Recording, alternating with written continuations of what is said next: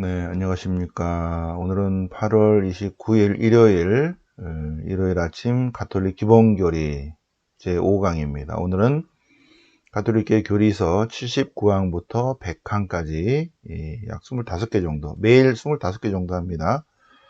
묵상을 같이 해보시겠습니다. 자, 79항. 인간에게 복음이란 무엇인가? 복음이 뭐죠? 복음은 기쁜 소식이죠. 뭐가 기쁜 소식이에요? 하느님이 우리를 구원하러 인간이 되어 오셨다는 것이 기쁜 소식입니다. 그래서 복음은 하느님이신 예수님께서 인간이 되어 오신 것, 우리를 위해서, 우리를 구원하기 위해서 인간으로 오셨다는 것이 복음이고, 그러니까 복음이 예수님이죠. 예수님. 그리고 누가 복음을 선포하셨어요? 예수님이 당신 자신을 선포하신 것이다. 복음은 어떻게 전파되었는가? 복음은 예수님이 당신의 말씀과 행적으로 드러내셨고, 그 이후에는 제자들이 우리 주 예수 그리스도를 전한 거죠. 복음을 전했습니다. 그래서 오늘날은 교회 공동체가 사람들에게 전하고 있습니다. 예수라는 이름이 무슨 뜻인가? 예수는 하느님 구원하시다. 하느님이 구원하신다는 뜻이고, 예수님을 왜 그리스도라고 하는가? 왜 예수 그리스도라 하는가? 예수 그리스도. 그리스도라는 말은 원래는 메시아라는 말의 번역본입니다. 메시아는 무슨 말이냐면 기름 발리온 자예요. 기름 발리온 자. 이게 기름을 누가 발라주죠, 그죠? 누가 발라주는데, 기름을 발리온 자는 누구냐면, 왕이거나, 그 다음에 예언자이거나, 그래요. 그래서 나중에는 왕만 나중에 기름을 바르게 되죠. 그래서 메시아는 원래 그 뜻은 기름 발리온 자인데, 메시아는 곧 왕이에요. 옛날에는 예언자도 기름 발라서 제자 축성하고 왕도 바르고 그랬는데, 사제들도 바르죠. 사제, 그 다음에 예언자, 왕들이 다 바르는데, 나중에는 다 생략되고 왕이 바르는 거예요. 그러니까 이 메시아라는 히브리 말을 히라보로 번역하면 그리스도입니다. 그러니까 예수 그리스도는 예수 왕이라는 뜻입니다. 예수님이 왕인데 무슨 왕이냐?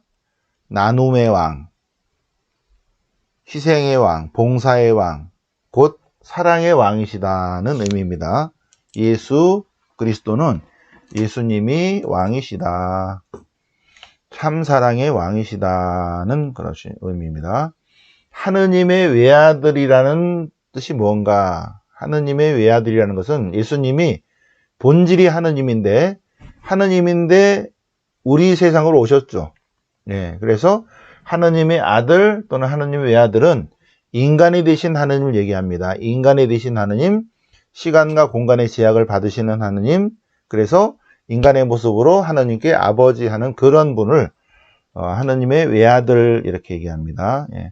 주님이라는 칭호는 뭔가? 퀴리오스인데 앞에 카파를 대문자로 하면 주님이고, 카파를 K같이 생긴 거, 카파를 소문자로 하면 주인이에요. 주인.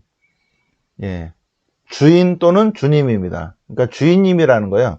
우리 온 세상 모든 만물의 주인님을 주님이라고 한다. 주님. 그래서 하늘의 주권을 가지신 분을 얘기한다. 자, 그 다음에 천주 성자께서 왜 사람이 되셨는가? 왜 사람이 되셨겠어요? 우리를 구원하기 위해서. 우리가 어쨌길래 죄와 죽음 속에 떨어져 있어서 못 나오는 거 있죠. 우리 가톨릭의 기본 교리는 인간은, 그러니까 여기 자기를 잡고 대가리를 당겨봐. 올라가요? 안 올라가잖아. 인간은 자기가 자기를 구원할 수 없다로 시작합니다.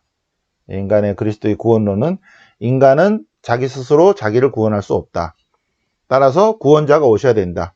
구원자가 바깥에서 건져줘야지 구원받는다는 것입니다.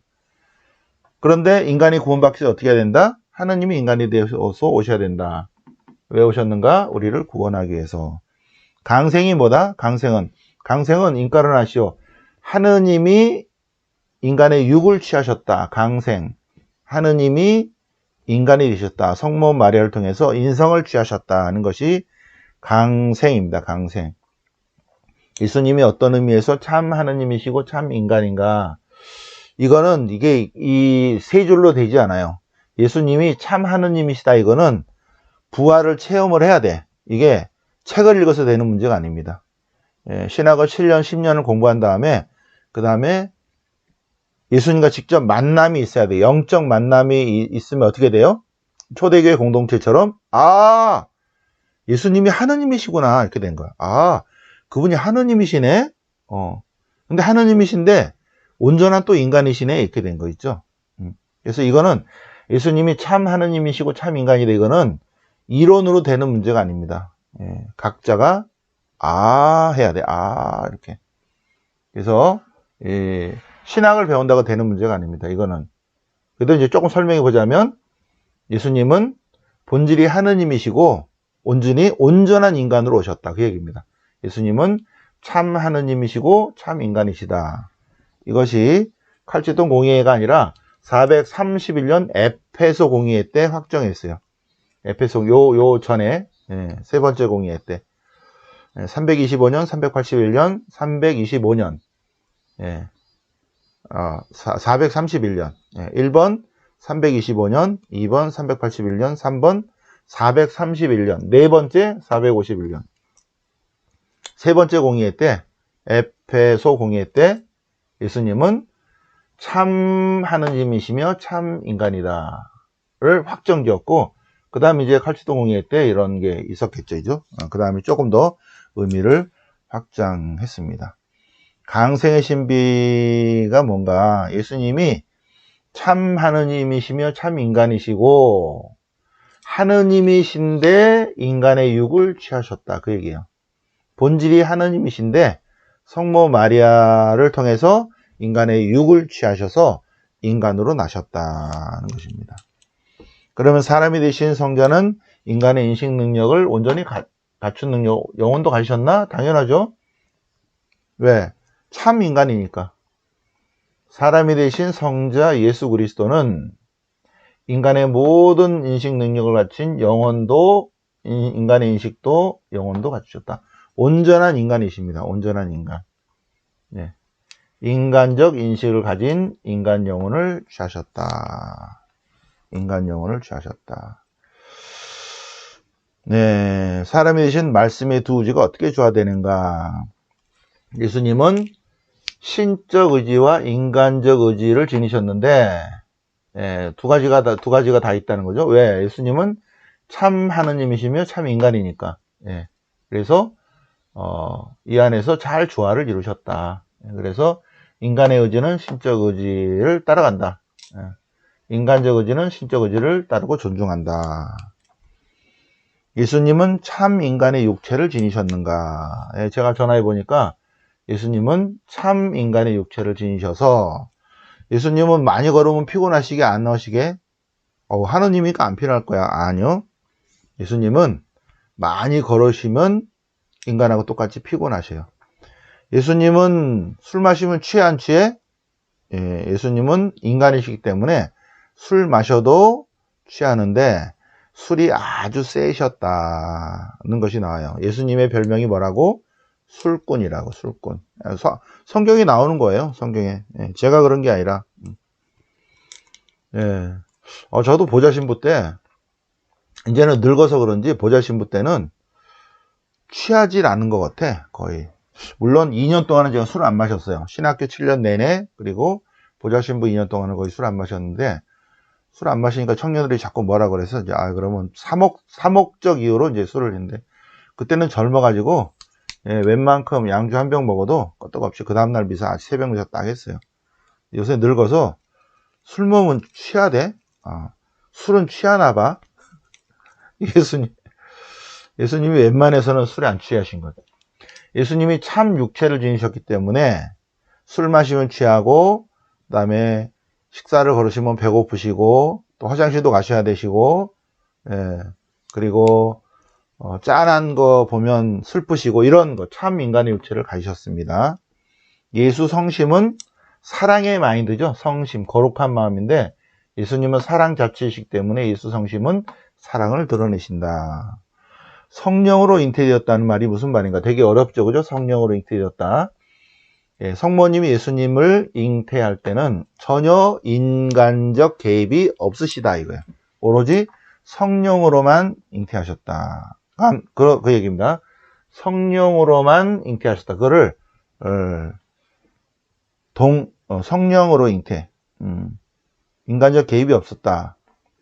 그래서 동정녀 마리아입니다. 동정녀 마리아. 그래서 동정이라는 요 단어는 신학적 용어예요.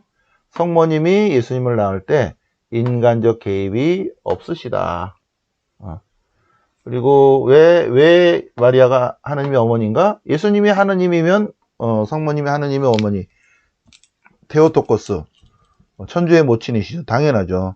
원죄 없으신 잉태. 이거는 어려워요. 아주 어렵죠. 원죄 없는 잉태는.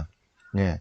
원죄 없는 잉태는 어디에서부터 시작하냐면 예수님의 부활부터 시작합니다. 예수님의 부활을 체험했어요. 제자들이. 아니 그분이 하느님이란 말이야? 와, 가만히 있어봐. 근데 그러면 그분이 하느님이면 하느님을 낳으신 분은 뭐지? 그러면 하느님의 어머니시지. 테오토코스. 천주의 모친이시지. 하느님을 낳으신 어머니라면 그러면 원죄에 물들면 돼안돼? 안 되지. 원죄 없는 탄생이 아니라 그분이 잉태되는 순간부터 아마 하느님이 보호하셨을 거야.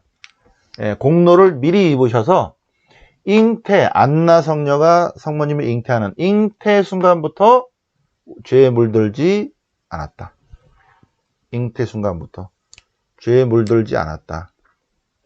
여기서 이 죄라는 거는, 이 죄는 무슨 죄냐면 이 창세기에 나오는 그 하느님 말씀을 거역하면서 잃어버린 능력들 있잖아요. 그죠?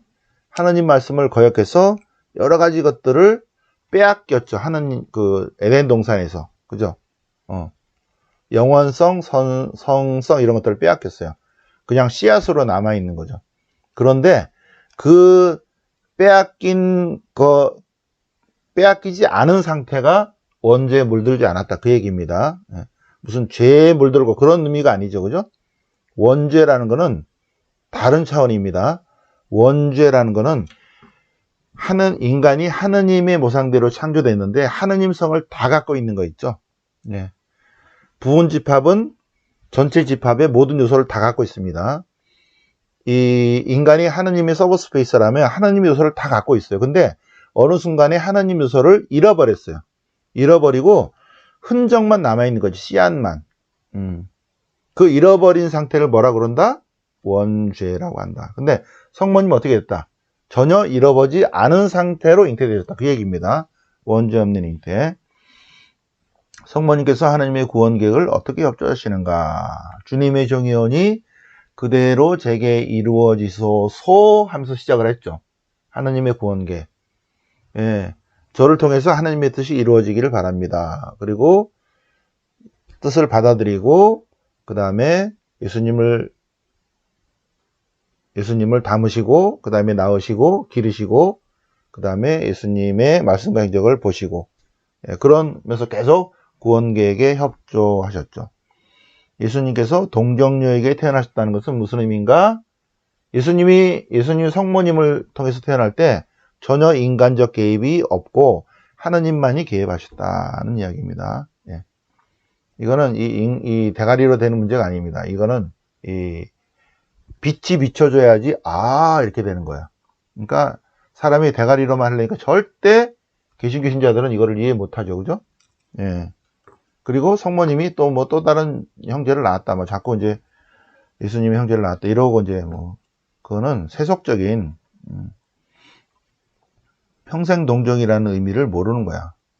평생 동정이라는 의미를 알려면 하느님이 어떤 분인지를 알 때 알 수 있는 거 있죠. 하느님이 어떤 분이시구나. 예수님이 하느님이시구나. 예수님이 하느님이신데 하느님이 인간의 육을 취할 때 성모 마리아를 통해서 오는데 전혀 다른 인간적인 개입이 없이 오직 하느님만이 자유하셨다. 이 모든 걸 줄여서 신학적 용어로 뭐라 한다? 평생동정 이렇게 합니다. 그러면 평생동정이라는 신학적인 용어는 동정으로 잉태하시고 동정으로 나오시고 동정으로 기르시고 그리고 평생동정이시다 이렇게 되는 거예요. 신학적인 용어예요. 그런데 이거를 세속적으로 생각하니까 어떻게 성모님이 예수님을 낳았는데 뭐 동정으로 낳았다 그런 말이냐 이런 엉터리 같은 소리를 하는 거죠. 이런 모자란 모질이 특등 모자리 같은 소리를 하는 거죠. 성모 마리아의 영적 모성은 어떤 방식으로 보편화 누구나 다 영적 모성이라는 거는 우리의 어머니라는 거예요. 우리의 영적 어머니시다. 그래서 성모 마리아는 모든 믿는 이들의 어머니이기 때문에 보편적으로 우리 모든 사람들에게 어머니 역할을 하신다. 그 얘기입니다. 영적 모성, 보편적 영적 모성. 좀 어려운 단어죠, 그죠? 그래서 100항까지 공부를 했고 101항부터 하는데 이것은 구약을 다 하고 신약을 다 하고 영성순을 다 한 다음에 나온 결론들이에요. 그래서 일단은 그냥 받아들이시고 계속적으로 공부해 가면서 다시 이런 결론에 도달하겠습니다. 네. 영광이 성부와 성자와 성령께 성부와 지장 성령오니 아멘. 성부와 성자와 성령의 이름으로 아멘.